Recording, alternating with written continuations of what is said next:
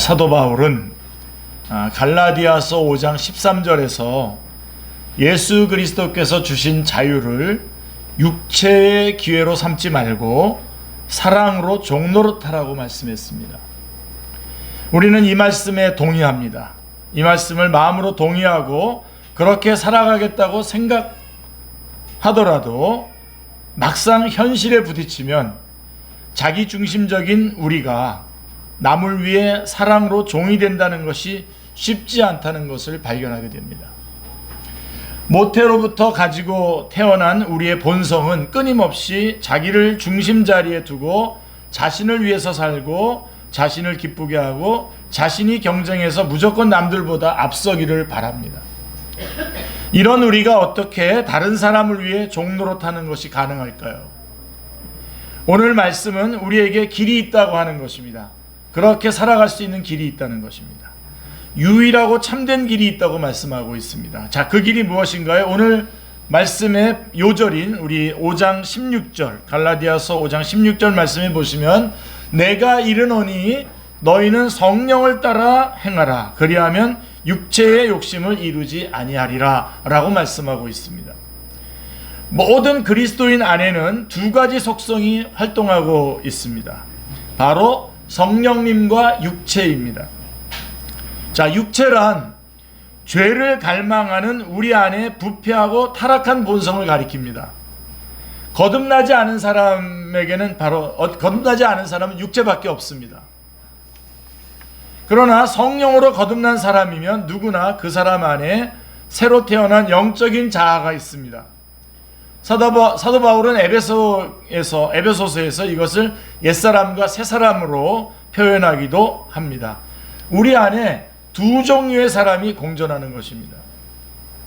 그런데 옛사람이든 새사람이든 둘 다 살아있기 때문에 저마다 각자의 갈망을 가지고 있습니다.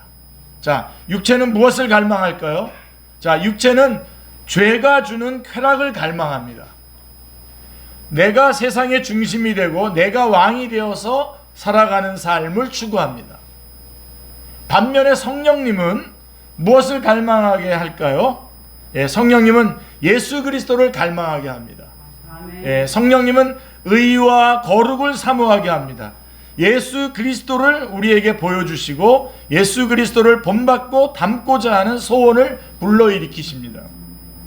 자, 그런데 문제는 이 두 갈망이 정반대로 서로 충돌한다는 점입니다. 자, 갈라디아서 5장 17절 말씀을 보십시오.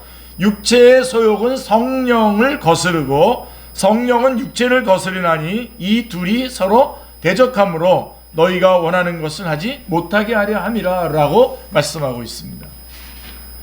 자, 육체의 소욕은 성령을 거스르고 성령님은 육체를 거스릅니다. 서로 상대방이 원하는 것을 얻지 못하도록 방해하고 다툽니다. 성령님께서 소원을 주셔서 자, 말씀을 좀 보고 묵상을 하려고 하는데 육체가 가만히 내버려 두지 않습니다. 말씀을 깊이 묵상하는 것을 끈질기게 회방합니다. 어느새 우리는 처음 계획과는 다르게 유튜브의 바다를 헤매고 있습니다. 반면에 오늘만은 그 동안 좀 쌓인 것을 좀 풀려고 아무도 안 보는 곳에서 마음껏 놀려고 마음을 먹고 그렇게 마음을 먹을 수 있습니다. 그죠? 그런데 성령님께서 양심의 가책을 일깨워 주십니다. 여러분, 그리스도인은 마음 편하게 죄를 즐기고 싶어도 그럴 수가 없습니다. 경험 있으시죠? 오늘 한번 내가 한번 어떻게 해보겠다 그랬는데 전혀 다른 길로 인도해 주시는 것을 보게 됩니다. 자, 성령님을 따를 것인가 육체를 따를 것인가, 이것이 하루에도 수도 없이 지금 이 순간에도 우리 안에서 일어나고 있는 치열한 싸움입니다. 자, 이 싸움에서 우리가 진정 바라는 바는 무엇입니까? 두말할 나위 없이 우리는 성령님의 갈망이 육체의 소욕을 이기기를 원합니다. 마음 한 구석에선 육체의 승리를 바라는 목소리도 들려오지만 그것은 거짓자, 우리의 옛사람이 내는 목소리입니다. 우리의 참자아는 부패하고 타락한 본성을 이기고 의롭고 거룩한 삶을 살기를 간절히 원합니다. 자, 그렇게 되려면 어떻게 해야 할까요? 자, 오늘 가장 말씀드리고 싶은 부분입니다. 적극적으로 성령님을 따라서 행해야 합니다. 적극적으로. 예. 모든 일에 성령님과 동행하는 삶을 살고자 하는 결심이 필요합니다. 예. 오늘 예배도 성령님과 내가 성령의 인도함을 받아야지, 또 이따 예배 끝나고 나가서 또 어디에 가더라도 오늘 성령님의 인도하심을 내가 받아야지, 그렇게 하면서 끊임없이 성령님과 동행하는 삶을 살고자 하는 결심이 필요합니다. 성령님께서 우리에게 주신 영적인 소원에 불을 붙이고 그것이 타오를 수 있도록 해야 합니다. 육체의 소욕이라고 하는 불보다 더 크고 활활 타오르는 성령님의 맞불을 놓아야 합니다. 그러면 자연스럽게 육체의 불길이 점점 잦아듭니다. 결국 성령님의 세 사람이 육체를 이기고 승리할 수 있습니다. 갈라디아서 5장 18절 말씀을 보십시오. 너희가 만일 성령의 인도하시는 바가 되면 율법 아래 있지 아니하리라 라고 말씀하고 있습니다. 만약 우리가 이렇게 성령님이 인도하시는 대로 살아간다면 더 이상 율법 아래에 있을 필요가 없다는 것입니다.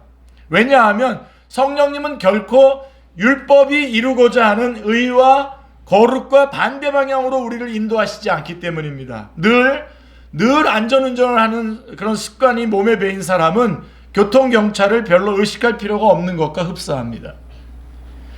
성령님의 인도하심을 따르며 사는 사람은 마음대로 살아도 됩니다. 왜냐하면 그 마음이 의와 거룩을 추구하는 마음일 것이기 때문입니다. 그런데 만약 우리가 성령님을 따라 행하지 않고 육체의 욕심을 따라서 살면 어떻게 될까요? 자, 갈라디아서 5장 19절부터 21절 앞부분까지를 한번 보겠습니다. 육체의 일은 분명하니 곧 음행과 더러운 것과 호색과 우상숭배와 주술과 원수 맺는 것과 분쟁과 시기와 분냄과 당짓는 것과 분열함과 이단과 투기와 술취함과 방탕함과 또 그와 같은 것들이라. 자, 육체의 일은 현저하다 그랬어요. 분명하다고 말씀하고 있습니다. 육체를 따라 살고 있는지 척 보면 알 수 있다는 겁니다. 분명하다는 것입니다. 왜요? 다음과 같은 증상들이 나타나기 때문입니다. 자, 우리 처음에 열거한 음행과 더러운 것과 호색은 성적인 부도덕과 관련된 것들입니다. 육체의 소욕을 따르면 비정상적이고 무절제한 성적 쾌락에 탐닉하게 됩니다. 그 다음 우상숭배와 주술은 종교와 관련이 되어 있습니다. 미신과 사이비, 종교에 빠지는 것이죠. 그리고 그 다음에 나오는 8가지는 앞에 나오는 8가지 중에 앞에 나오는 원수 맺는 것과 분쟁과 시기와 분냄은 다른 사람과의 관계를 파괴하는 태도를 말하는 것입니다. 그리고 그 뒤에 나오는 4개, 당짓는 것과 분열함과 이단과 투기는 이러한 태도가 가져오는 결과들을 말하는 것입니다. 자, 육체의 일 중에 관계성의 파괴가 가장 큰 비중을 차지하고 있음을 알 수가 있는 것입니다. 그리고 마지막에 술 취함과 방탕함이 나오는데 이런 건 다 약물 복용 같은 그런 것들입니다. 예. 갈라디아서 5장 21절 뒷부분에 보시면 그렇게 쭉 죄를 그런 그 육체의 일을 쭉 나열하고 난 다음에 전에 너희에게 경계한 것 같이 경계하노니 이런 일을 하는 자들은 하나님의 나라를 유업으로 받지 못할 것이요 라고 말씀하고 있습니다. 이제 술 먹고 그러는 분들을 이 말씀 듣고 나 하늘나라 못 가네. 그렇죠? 그렇게 성경이 그렇게 되어 있죠. 예? 이런 일을 하는 자들은 하나님의 나라를 유업으로 받지 못합니다. 근데 여기서 이런 일을 한다라고 하는 것은 이따금 실패하는 것을 의미하는 것이 아니라 상습적으로 실천하는 것을 두고 하는 말입니다. 예. 구원받은 사람이라면 지속적으로 육체의 소욕을 따라 살 수도 없고 결코 그렇게 살아서도 안 됩니다. 성령님께서 우리 안에 거하고 계시기 때문입니다. 우리가 자기 자신을 파괴하는 이 육체의 길에 들어서지 않도록 성령님께서 성령님께서 지금도 말할 수 없는 탄식 가운데 간구하고 계시는 것입니다. 자, 이와는 반대로 성령님을 따라 행하면 어떤 결과가 나타날까요? 갈라디아서 5장 22절로 23절 말씀을 보십시오. 오직 성령의 열매는 사랑과 희락과 화평과 오래 참음과 자비와 양선과 충성과 온유와 절제니 이 같은 것을 금지할 법이 없느니라 라고 말씀하고 있습니다. 사도 바울은 육체를 따른 결과는 일이라고 말하고 있고, 말하면서 성령님을 따른 결과는 열매라고 표현부터 달리하고 있습니다. 모두 9가지 열매가 있습니다. 처음에 3가지 열매는 하나님을 알므로써 주어지는 열매입니다. 하나님을 알 때 생기는 열매입니다. 사랑, 여러분. 사랑은 내가 아닌 상대방의 유익을 위해서 섬기는 것을 뜻하는 것입니다. 예. 취향을 뛰어넘는 아름다운 선택. 우리 요새 수요일날 성품에 관한 말씀 특강 우리 요새 계속 좀 하고 있지 않습니까? 사랑은 취향을 뛰어넘는 아름다운 선택입니다. 이런 사랑은 오직 복음 안에서 하나님의 사랑을 발견할 때에 맺히는 열매입니다. 하나님을 발견할 때 우리 안에 맺히는 열매가 사랑입니다. 아멘. 그리고 희락은 하나님 그분 자체를 기뻐하는 것입니다. 우리 축제교회가 축제교회인 게 바로 이 희락입니다. 하나님 자체를 즐거워하는 겁니다. 아멘. 인생의 무감각을 깨우는 뜨거운 갈채. 무감각을 깨우는 뜨거운 갈채가 희락입니다. 그리고 화평은 하나님의 주권을 믿는 믿음으로 어떤 일에도 흔들리지 않는 것. 이것이 화평입니다. 폭풍 속에서도 흔들리지 않는 믿음. 그게 화평입니다. 그래서 우리가 하나님을 알게 되면 이러한 열매를 맺게 되는데요. 그 다음에 다음 3가지는 이웃과의 관계에서의 맺히는 열매가 3가지가 나오는데요. 오래 참음, 먼저는 오래 참음입니다. 참 중요하죠. 오래 참음은 복수하지 않고 믿어주고 기다려주는 능력입니다.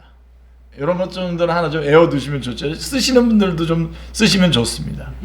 복수하지 않고 믿어주고 기다려주는 능력. 시간의 검증을 통과하는 용기 있는 기다림이라고 이렇게 표현할 수가 있겠습니다. 그게 오래 참음이고요. 그 다음에 자비입니다. 자비. 다른 사람의 허물과 약함을 따뜻한 시선으로 품어주고 감당해주는 것입니다. 용서받은 이들에게 심겨진 은혜의 씨앗. 용서받은 사람들 안에 그 은혜의 씨앗이 탁 박히, 그게 자비입니다.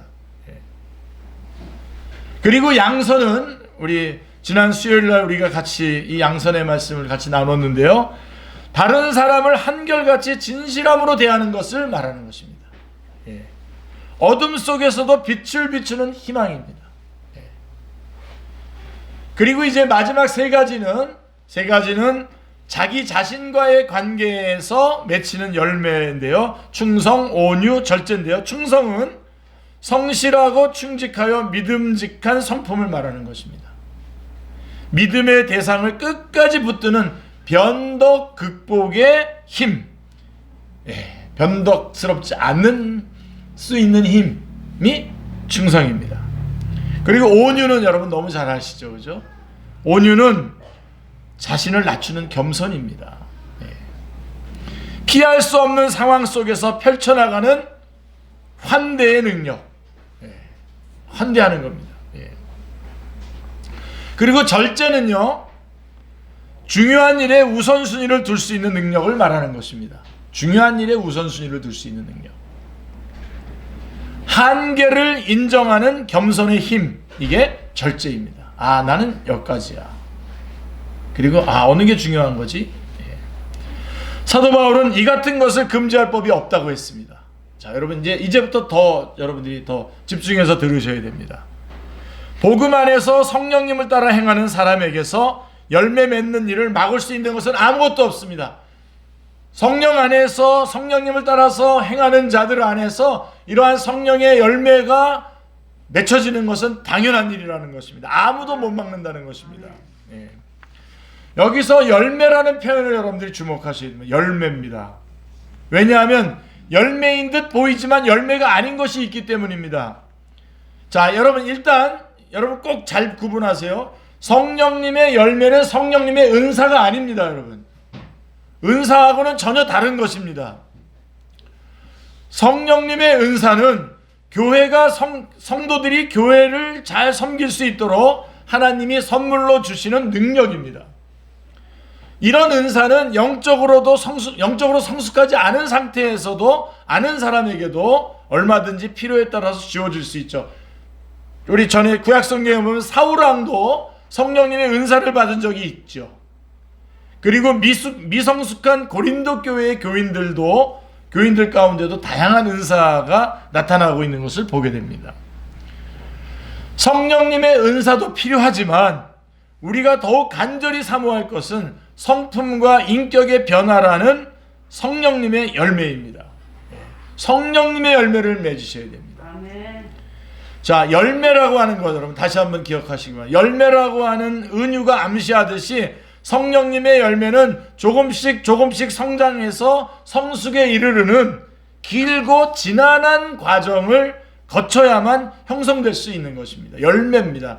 쭉 긴 기간을 통해서 차츰 성숙해 가면서 맺어지는 것이 열매인 것입니다.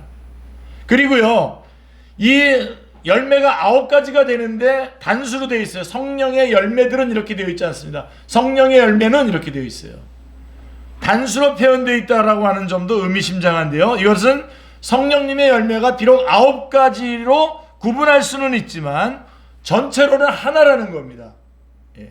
굉장히 이건 의미가 있습니다. 이 점에서 성령님의 열매는 기질과 구분됩니다. 기질하고 다릅니다.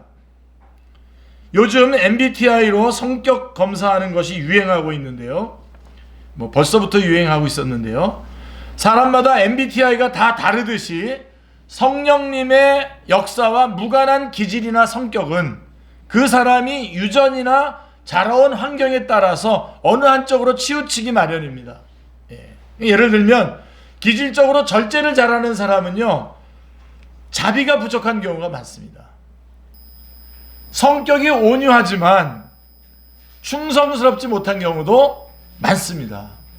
그냥 좋은 사람이지 자기 할 일은 제대로 끝까지는 안 하는 그런 경우가 있죠. 그러나 성령님의 열매는 하나가 자라면요 어떻게 될까요? 하나의 열매이기 때문에 같이 자랍니다. 다른 하나도 같이 자라게 되어 있습니다.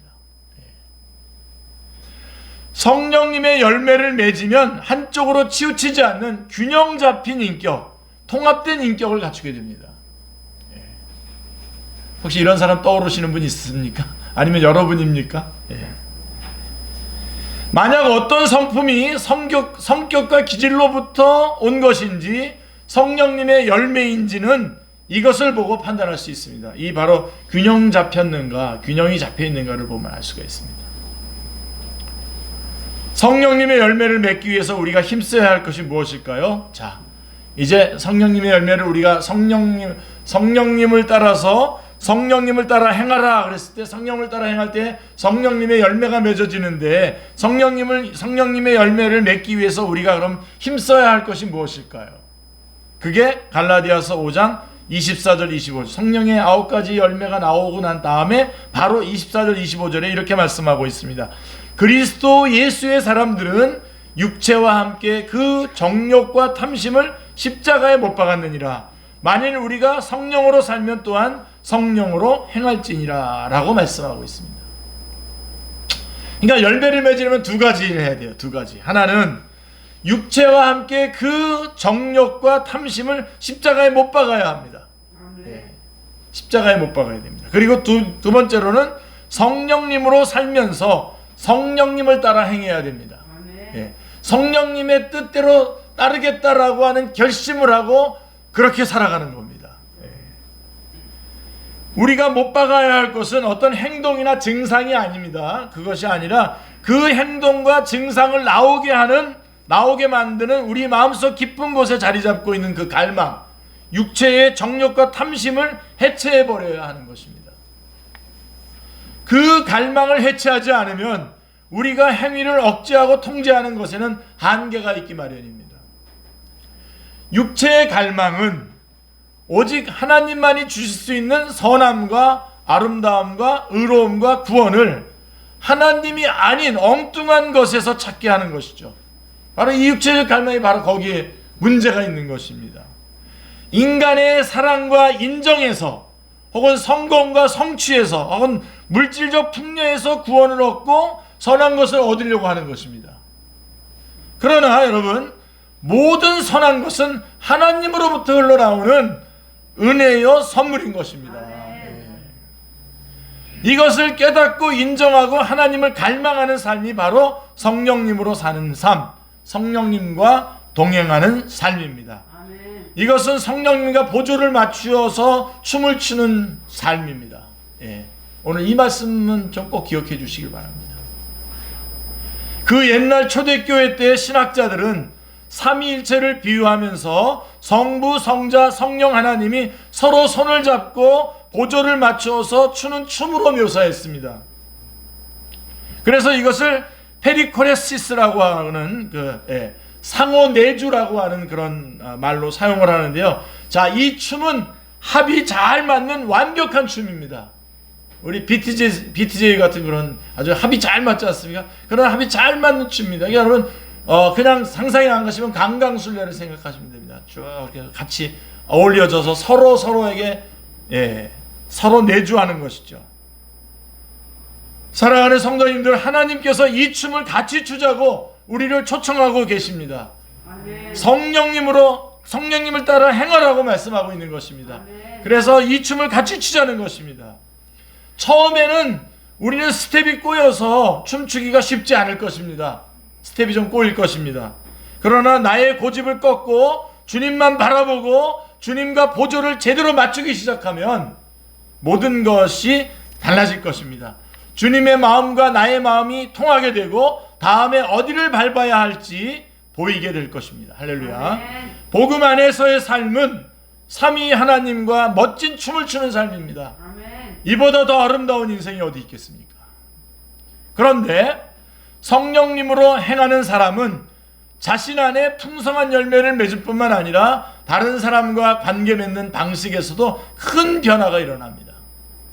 그 모습이 어떤 모습인가요? 갈라디아서 5장 26절을 보십시오. 자, 이 부분 제가 최근에 많이 겪으면서 지금 이 부분 때문에 오늘 이 말씀에 제가 집중하게 됐는데요. 자, 헛된 영광을 구하여 서로 노엽게 하거나 서로 투기하지 말지니라, 이렇게 되어 있습니다.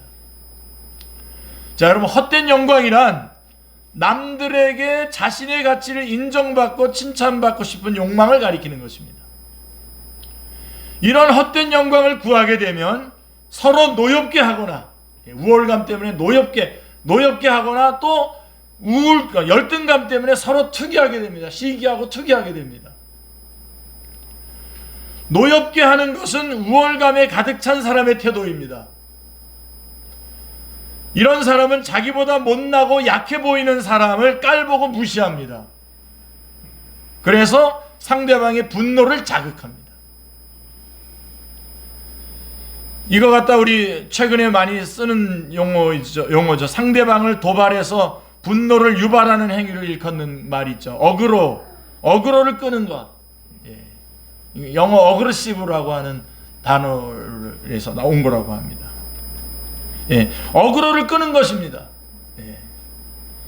투기하는 것은 열등감에 빠진 사람의 태도입니다. 이런 사람은 자기보다 잘 나가는 사람을 보면 그가 가진 것이 너무 부러워서 견딜 수가 없어요.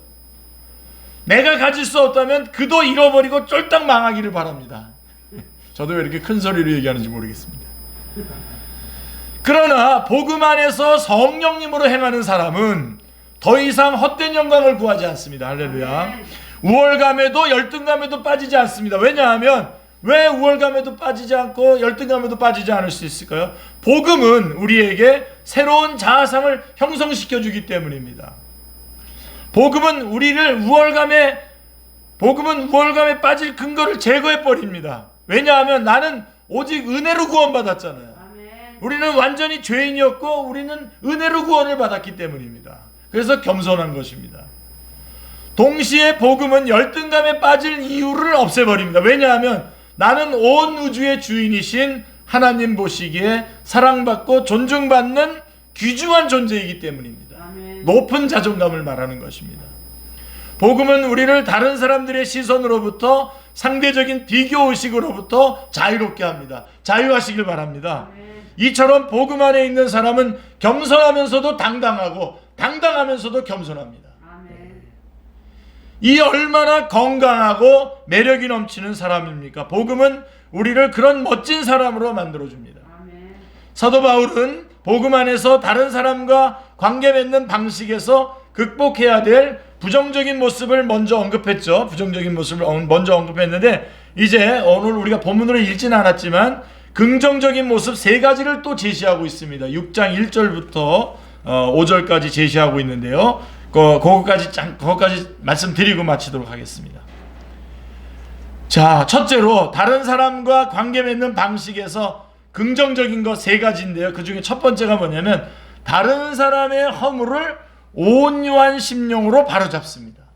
갈라디아서 6장 1절을 보십시오. 형제들아, 사람이 만일 무슨 범죄한 일이 드러나거든 신령한 너희는 온유한 심령으로 그러한 자를 바로잡고 너 자신을 살펴보아 너도 시험을 받을까 두려워하라 라고 말씀하고 있습니다.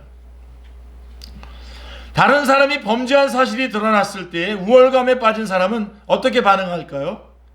상대를 비난하면서 자신의 의로움을 드러내고자 할 것입니다. 말이 많아지죠. 그다음부터. 그리고 다른 사람이 범죄한 사실이 드러났을 때 열등감에 빠진 사람은 어떻게 반응할까요? 상대방이 싫어할까봐 못 본 척하고 아무 말도 못하게 될 것입니다. 그러나 성령님을 따라 행하는 사람은 어떻죠? 온유한 심령으로 가서 바로 잡으려고 할 것입니다. 못 본 채 넘기지 않습니다. 책임감을 느끼고 바로 잡으려고 합니다. 여기서 바로 잡는다라고 하는 말은 원어로 보면요, 이 탈골한 뼈를 맞춘다는 뜻입니다. 얼마나 고통스럽겠습니까? 하지만 그 고통을 감수해야 됩니다. 그렇지 않으면 더 큰 고통이 찾아오기 때문입니다. 자, 근데요, 어떻게 한다고요? 이것을 맞출 때 어떻게 해야 된다고요? 온유한 심정으로 해야 됩니다. 온유한 심령으로 해야 된다는 것입니다. 우월감을 가지고 거칠게 지적만 하면 반발을 살 뿐 바로잡을 수 없습니다. 어떻게 온유한 심령을 품을 수 있습니까? 자기 자신부터 돌아볼 때 가능합니다. 우리 운동하고 그러면서 막 누가 이렇게 하면요, 그래서 우리가 꼭 하는 말이 있어요. 너나 잘해. 그런 말이 딱 그겁니다. 그런 투로 하시면 안 되고 온유하게, 온유한 심령으로 자기부터 돌아보게 되면 그 상대방을 온유하게 대할 수 있죠. 온유한 심정으로. 나도 당신과 마찬가지로 허물이 많고 연약한 사람이라는 것을 인식합니다. 자신을 바로잡을 때 겪는 그 고통을 알기 때문에 상대방의 아픔을 공감해 줄 수 있습니다. 이런 태도와 자세는 복음 안에 있는 사람만이 보여줄 수 있는 모습입니다. 그래서 다른 사람의 허물을 온유한 심령으로 바로잡고, 두 번째로는 서로 짐을 집니다. 갈라디아서 6장 2절을 보시면 너희가 짐을 서로 지라 그리하여 그리스도의 법을 성취하라 라고 말씀하고 있습니다. 그리스도의 법을 성취하려면 서로 짐을 져야 합니다.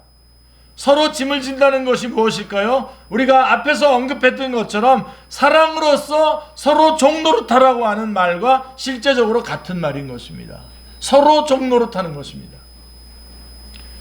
짐을 지는 것은 사랑으로 섬기는 것입니다. 아픈 사람, 힘든 사람, 시련 중에 있는 사람을 못 본 척하지 않는 것입니다. 이번 우리 금요일에도 금요 기도회 하면서 저희가 그런 사람들을 이름들을 올려놓고 기도했던 것을 여러분 기억하시죠? 예. 그렇게 기도하는 것입니다. 그를 위해 섬겨주고, 예. 그 사람을 혼자 두지 않고 바짝 옆에 붙어서 내가 할 수 있는 만큼 짐을 함께 나누어지는 것입니다. 이러지도 않을 거면 왜 그리스도인입니까? 우리가, 예? 짐을 서로 지지 않을 거면 왜 그리스도인입니까? 우리가. 이것이 예수 그리스도께서 우리에게 오셔서 하신 일입니다. 나의 무거운 짐을 대신 짊어지셨던 예수 그리스도의 뒤를 따라 나도 남의 짐을 지는 것입니다. 나 혼자 산다가 아닙니다. 예. 누군가의 진정한 친구가 되는 것, 이것이 바로 그리스도의 법을 이루는 길입니다. 그리고 세 번째가 뭐냐면, 자, 다른 사람의 허물을 온유한 심령으로 바로잡습니다. 서로 짐을 집니다. 그리고 세 번째로는 각자 자기의 짐을 집니다. 자기 건 또 자기가 집니다. 갈라디아서 6장 3절 4절을 보십시오. 저는 이 말씀 꼭 여러분들이 꼭 여러분의 삶 속에서 꼭 새겨두시고 그렇게 성령님의 인도하심을 받기를 정말 주님의 이름으로 원합니다. 예. 만일 누가 아무것도 되지 못하고 된 줄로 생각하면 스스로 속임이라. 각각 자기 일을 살피라. 각각 자기 일을 살피라. 그러면 자랑할 것이 자기에게는 있어도 남에게는 있지 아니하리니. 한마디로 남들과 비교하면서 우쭐대지 말라는 뜻입니다. 자기는 이미 완성의 경지에 이른 사람처럼 으스대면서 다른 사람들을 무시하는 듯한 태도를 보이지 말라는 것입니다. 물론 객관적으로 남들보다 잘한 것이 있을 수 있습니다. 그러나 그것을 자기 자랑하는 일에 써먹는 것은 복음 안에 있는 사람에게는 합당한 태도가 아닙니다. 합당한 태도는 무엇일까요? 갈라디아서 6장 5절에 각각 자기의 짐을 질 것이라 라고 말씀하고 있습니다.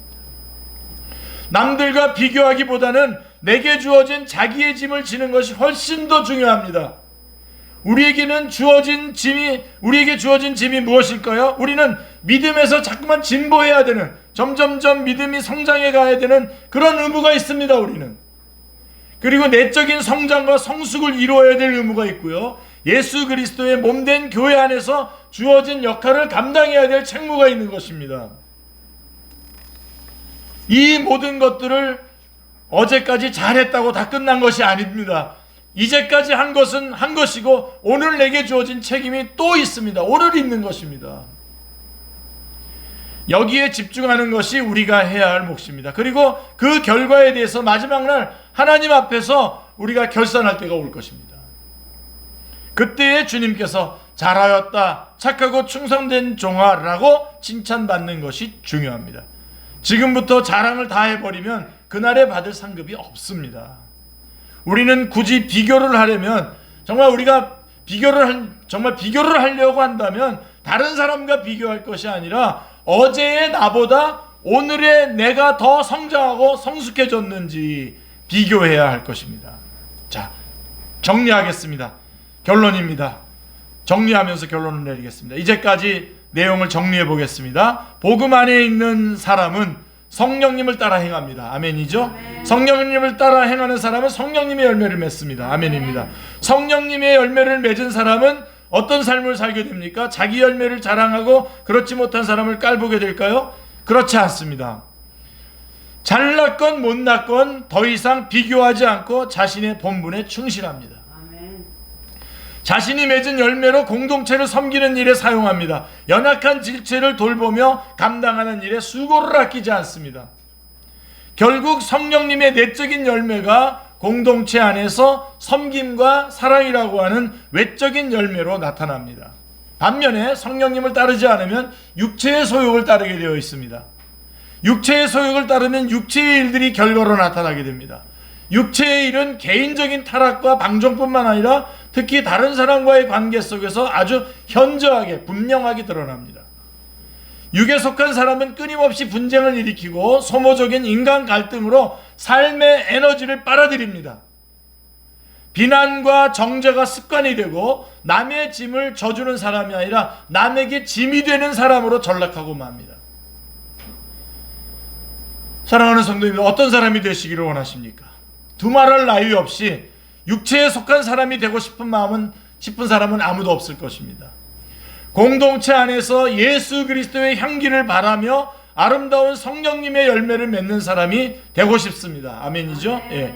그 시작점은 바로 오늘 이 순간입니다. 아멘. 오늘 이 순간, 성령님을 따를 것인가, 육체를 따를 것인가, 그 순간의 선택에 달려 있습니다.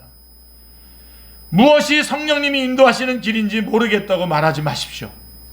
실은 다 알고 있습니다. 이 시점에서 성령님께서 원하시는 것이 무엇인지, 하나님께서 기뻐하시는 것이 무엇인지 우리는 다 알고 있습니다. 육체의 욕심이 바라는 것이 무엇인지도 잘 알고 있습니다. 몰랐다고 핑계할 수 없습니다. 여러분, 로마서 6장에 보면은 우리가 죄의 종이었다가 죄로부터 해방되었다라고 말씀하고 있습니다. 뭐 18절을 보거나 22절을 보게 되면요. 자, 여러분, 이게 무슨 뜻입니까? 이제부터 그리스도인이 죄를 짓는 것은 그가 그 죄를 알고 동의해서 졌다는 겁니다.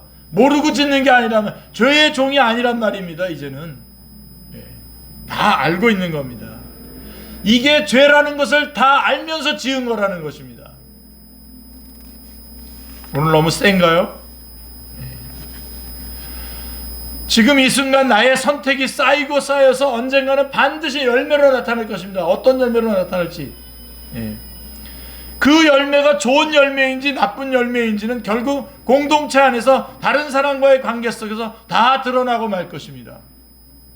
나중에 후회하지 않으려면 지금 바른 선택을 해야 됩니다. 바른 선택은 명백합니다. 어떤 선택입니까? 성령님을 따라 행하라.